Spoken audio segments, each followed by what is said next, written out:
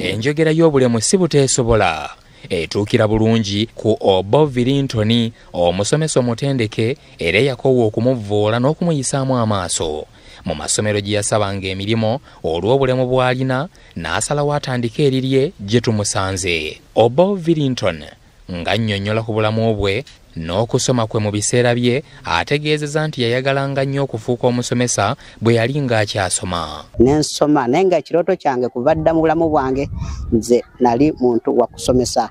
Ne bwe nali ku kibuzi CU ng'era ndi mu primary naye nga sobola kugenda mu kibiina n'ennyamba bannange kukolagana ebyokusoma. Ayongeddeko nti emisomo gye teyagitwala wala olw'obufunda bw'ensawo ate nga maama we ye yali abalabirira. Since nali mulekwa ng'ate maama wange mukadde ffe abaana basembayo nenvaayo nengenda ku service oluvannyuma lw'okutandika okukolakolako nga neeyiya ku bulamu bw'entyo nayo nembeerayoko saasobola okumalako. Ono agambye nti amasomero 3 okuli erya Ebenezer Nursery and Primary School, Future Life Nursery and Primary School ne Good Hope Nursery and Primary School gye yasookeramu okusomesa baamuyisa bubi nnyo omwali n'obutamusasula ekyamuwaliriza okutandikawo erirye atuukirize ekirooto kye. Ngenda musaba ssente nankambuwalira nabanga anyooma bunyoomi wayogera nange aldekanira buleekaanyi nengendako ku Ebenezer yalimu nentuwa ku Ebenezer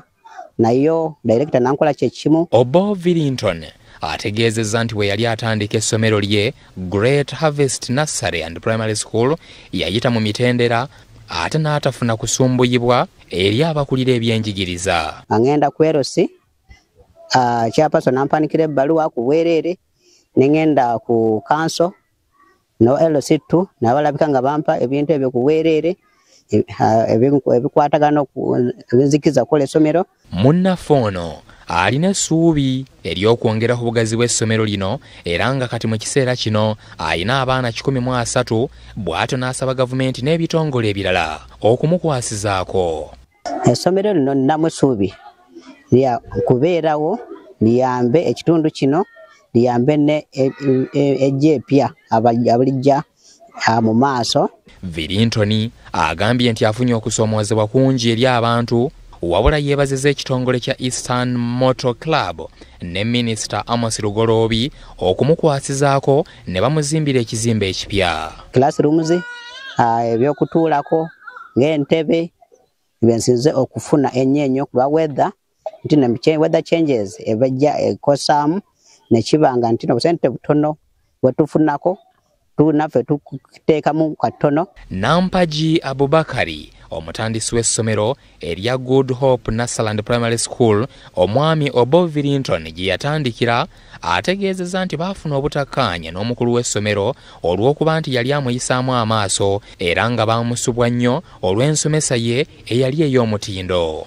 Virinton tumusubwa kuba nti yali ahandulinga bulungi subject ya SST era okuva lyavaawo tugezaako okuzzaawo abamu ku bo naye nga tebatuuka mu ngatto za Virinton. Simali Ramadhan omulondoozi w'amasomero mu disitulikiti ey'e Kayunga agamba nti abantu bangi abaliko obulemu naye nga bakola gwa kusabiriza ne batafaayo kwekolerera naye omwami ono Obo Virinton ayina ettoffaali ddene ly'atadde ku ggwanga era yeebazizza ekitongole kya Eastern Motor Club ekisobodde okumukwatirako. Naye twatuna omwami embeera gy'alimu n'engeri gy'alimu community ne tumukkiriza akole ki atambuze essomero eryo. Benedicto Mulondo ne Ssekabira Rogers, BBS Terefayina Gambuze.